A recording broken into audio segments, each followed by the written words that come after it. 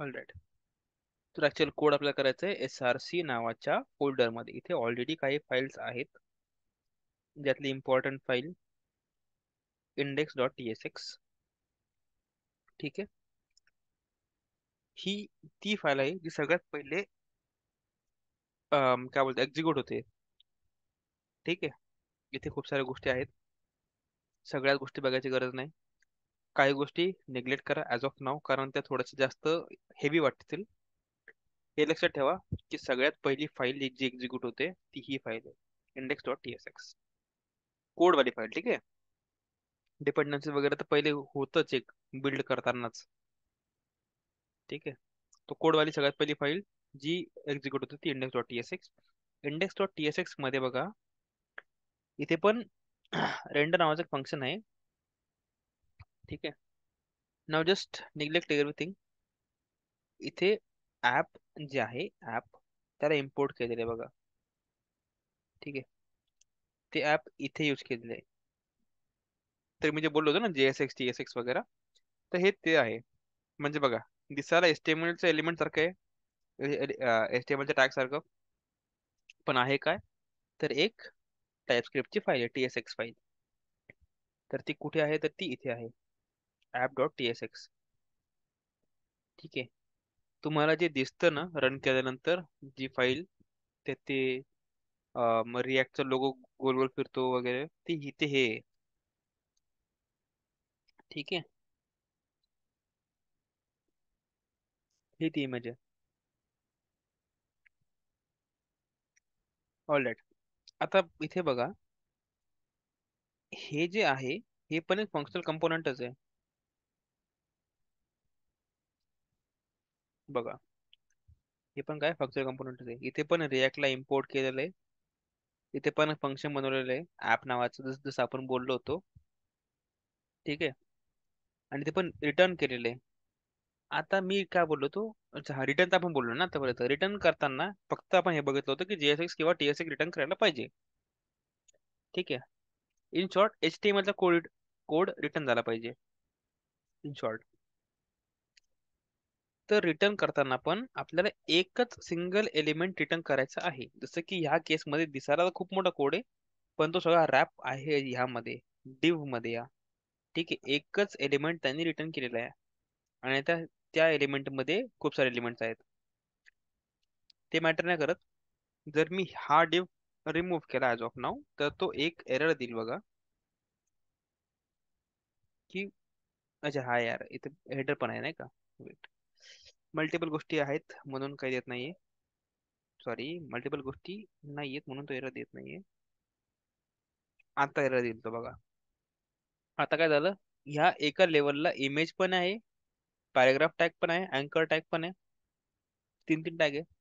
आता जस्ट आपण वाचू की JSX expressions must have one parent element. याचा अर्थ काय, तुमचा जो पण JSX चा कोड आहे त्यात एक पॅरेंट पाहिजे एलिमेंट, आणि त्यात आपल्याला म्हणजे त्या पॅरेंट मध्ये ह्या सगळ्या गोष्टी रॅप केल्या पाहिजे.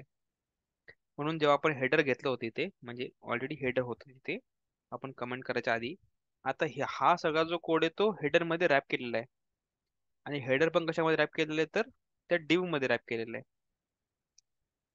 ठीक आहे. So this is also a functional component.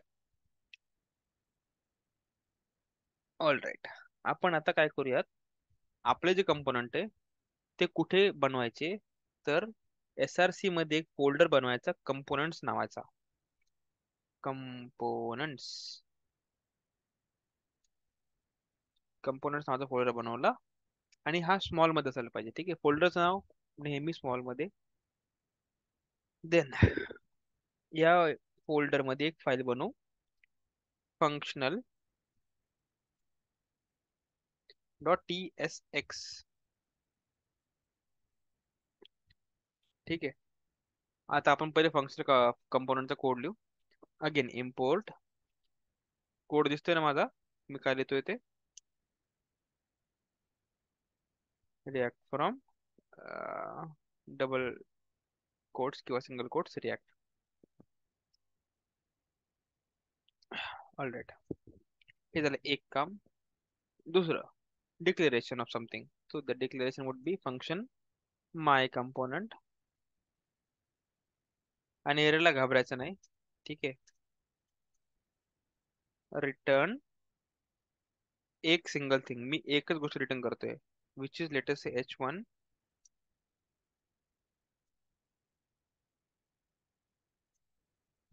Component. आणि हे जर मोठं असेल तर मला त्याला पण पॅरेंथेसिस मध्ये रॅप करायची गरज पडेल. आज ऑफ नो एकच लाईन आहे, सो दॅट मी ते करत बसत नाही. आणि त्याला आपण एक्सपोर्ट करायचा. Third step, export default my component. Oh shit. Export default my component and that's it, you are good to go. हे झालं फंक्शनल कंपोनंट. एक क्लास कंपोनंट पण बनवू. बिफोर दॅट आपण त्याला रेंडर करू. So how to use this. तर आपल्याला काहीही जर रेंडर करायचं असेल मेन स्क्रीनवरती, तर ते आपल्याला लिहावं लागेल इन app डॉट tsx. म्हणजे कसं तरी घुमून फिरून का होईना ते app डॉट tsx पर्यंत आलं पाहिजे. So what I do is I remove everything from this and I just use it. तर यूज कसं करायचं, पहिले इम्पोर्ट करावंच लागणार आहे. काहीही गोष्ट जी ह्या फाईलमध्ये नाही ती इम्पोर्ट करावं लागणार आहे. So import functional see. Okay sorry, before that आपण काय रिटर्न केलं होतं, एक्सपोर्ट काय केलं होतं, माय कंपोनंट. मी त्याला त्याचं नाव घेतो ॲज ऑफ नाव. ठीक आहे. माय कंपोनंट फ्रॉम, कुठून घ्यायचा त्याचा, तर तुम्हाला द्यावा लागेल रिलेटिव्ह पाथ. रिलेटिव्ह पाथ म्हणजे काय, ह्या फाईल पासून, करंट फाईल पासून तो, ती जी फाईल आहे ती कुठे आहे. So app dot T S X च्याच सेम लेवलला कंपोनंट्स नावाचा फोल्डर आहे. सो फॉर दॅट सेम लेवलसाठी डॉट स्लॅश कंपोनंट्स आला. आणि त्या कंपोनंट्स मधले पण कुठे, कशामध्ये, तर फंक्शनल कंपोनंट मध्ये. And that's it. हे झालं import. See, one more thing, use dot T S X. As of now use dot T S X नाही घेते का. We should have taken, but still चालतेच, चालू द्या. It's a good practice to do everything when you are learning. जेव्हा तुमचं शिकून झालेलं आहे, if you are not using it, if it is optional you can leave it, if it is not optional I think you should use it always. ठीक आहे. इथे आपल्याला काय करायचंय, माय कंपोनंटला यूज करायचा आहे as a self closing tag. And let us wait till the app starts. So npm start and give me few minutes. I'll come back.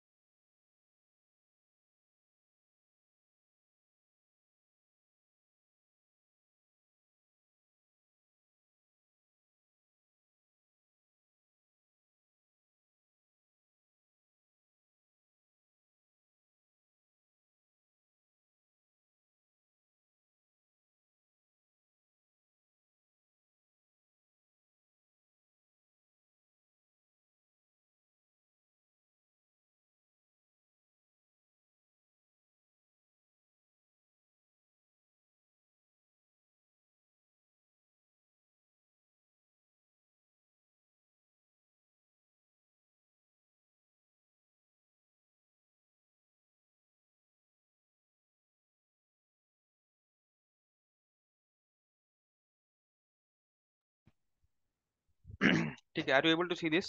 Functional component render झालेला आहे. ठीक आहे.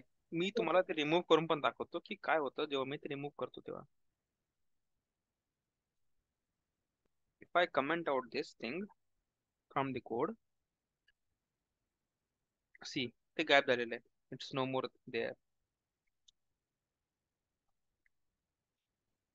आणि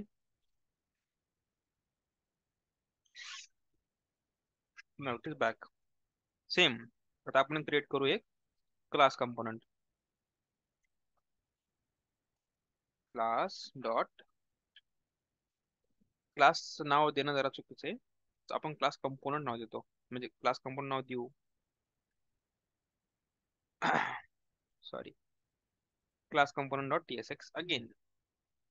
Syntax wise import, what we have to import is react and component. Array, wait,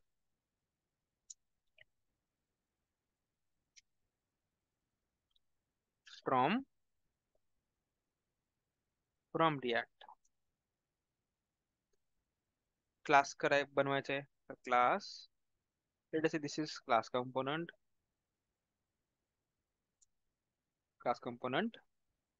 extends component, that's it. And render method.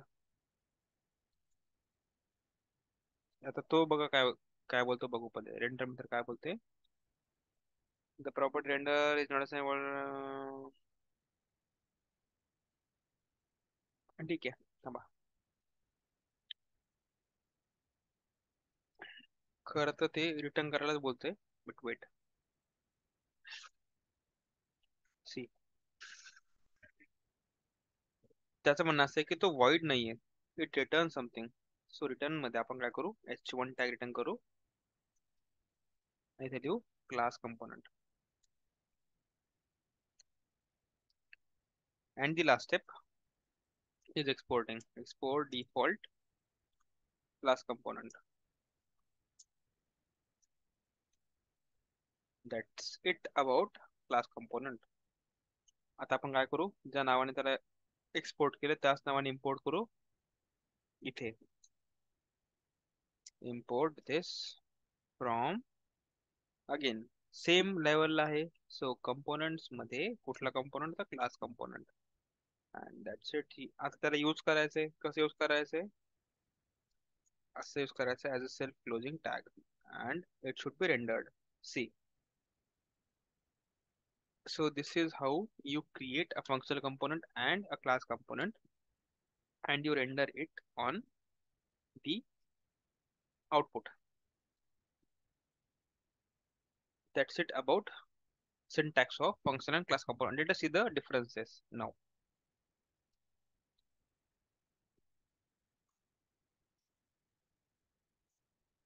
ठीक आहे, आता थोडस मुद्द्याचं काम.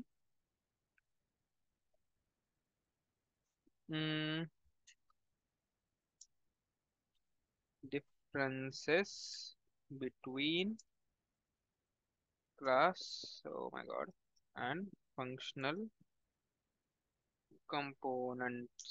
So, ठीक आहे. Functional component, these are very simple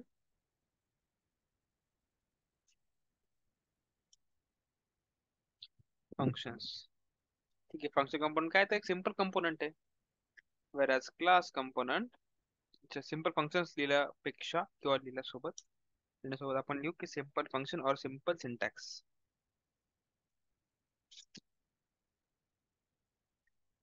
class component मध्ये काय, तर a bit complex syntax as compared to किंवा with respect to functional component. ठीक आहे, कंपोनेंट झालं का ते, कंपोनेंट वरती पण जरा चुकलंय, पण ठीक आहे. फंक्शनल कंपोनंट इज सिंपल झालं होतं, class component is bit complex. त्याच्यानंतर functional component is widely used in an application. This is widely used. Also, functional component is used mainly for UI. ठीक है, it has simple logic or else leave the logic. Mostly use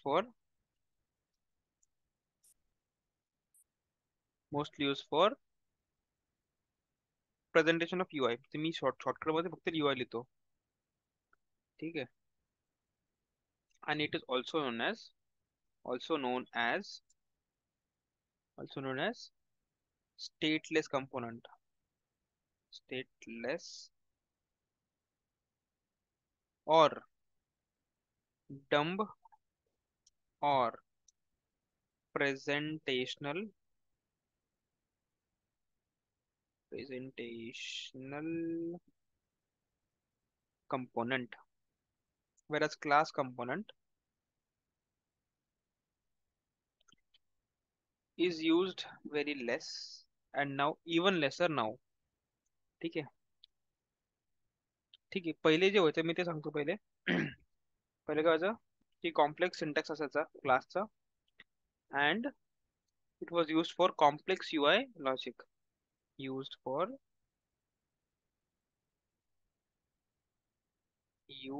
for complex UI logic.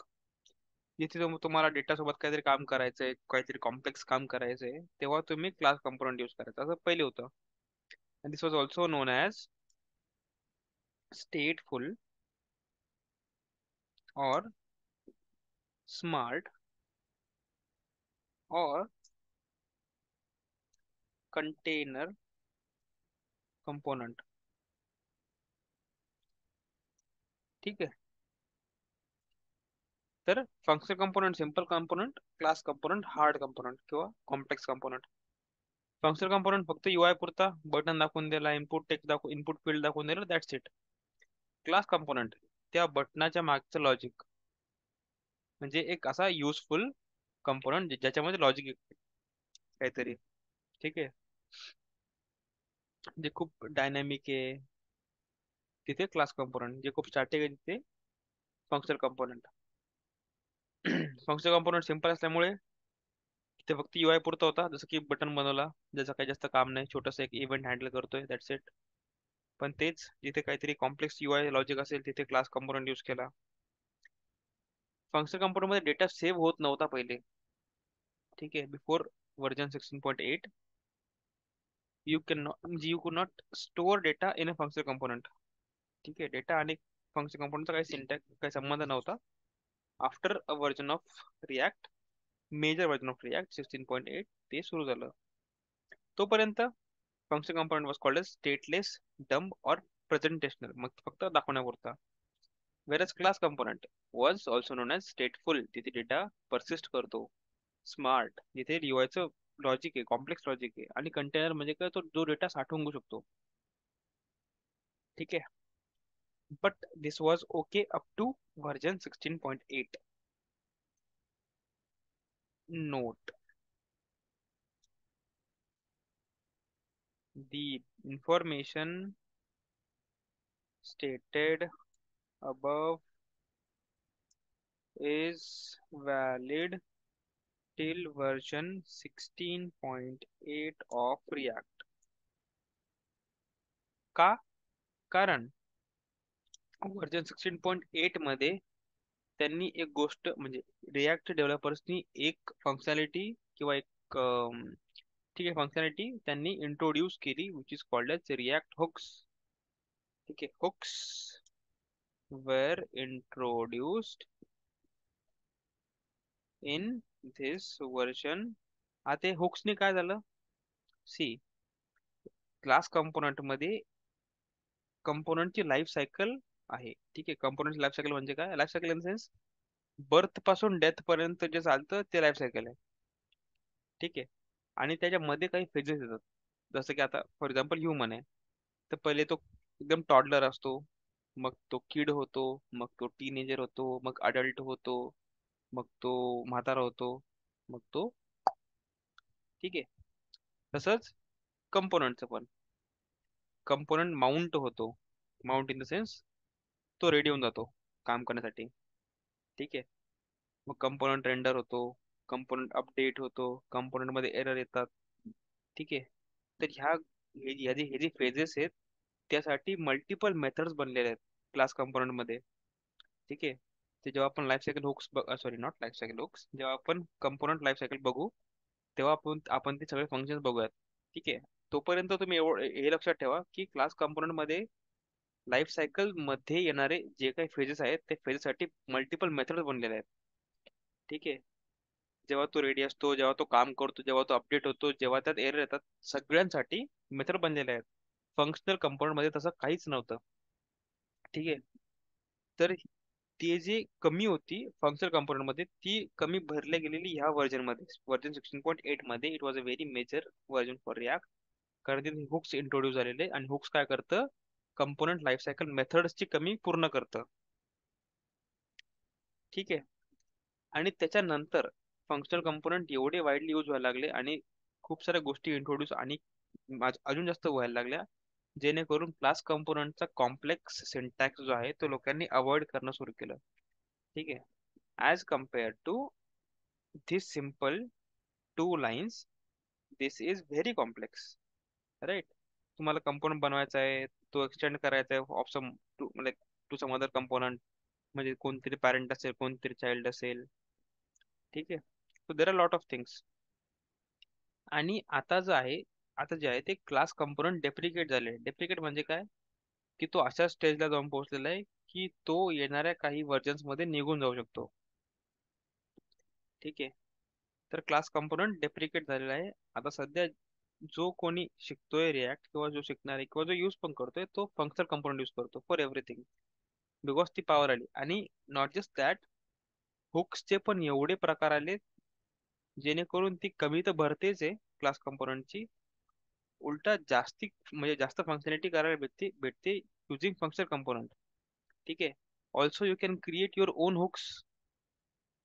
तुमच्या कामानुसार तुम्ही तुमचे स्वतःचे hooks पण create करू शकता, जे की पर्टिक्युलर टाइमला रन होतील automatically. You don't have to do anything, you just have to write the logic. ठीक आहे. So because of that functional कंपोनंटच मॅक्सिमम यूज होत आहेत. कारण बघा इथे आपण जेव्हा ऍक्च्युअल कोड मध्ये पण गेलो रिॲक्टच्या क्रिएट रिॲक्ट ऍप मध्ये, इथे पण तुम्हाला क्लास कंपोनंट बघायला नाही भेटला, फंक्शनल कंपोनंट बघायला भेटलेला आहे. So there is a reason for that. ठीक आहे. आय गेस माय, हा, बरोबर. So this is functional and class component. Okay. तर आजसाठी मला जेवढं सांगायचं होतं तेवढं मी सगळं सांगून ठेवलेलं आहे. ठीक आहे. If you have issue anywhere in this, you can ask me right away.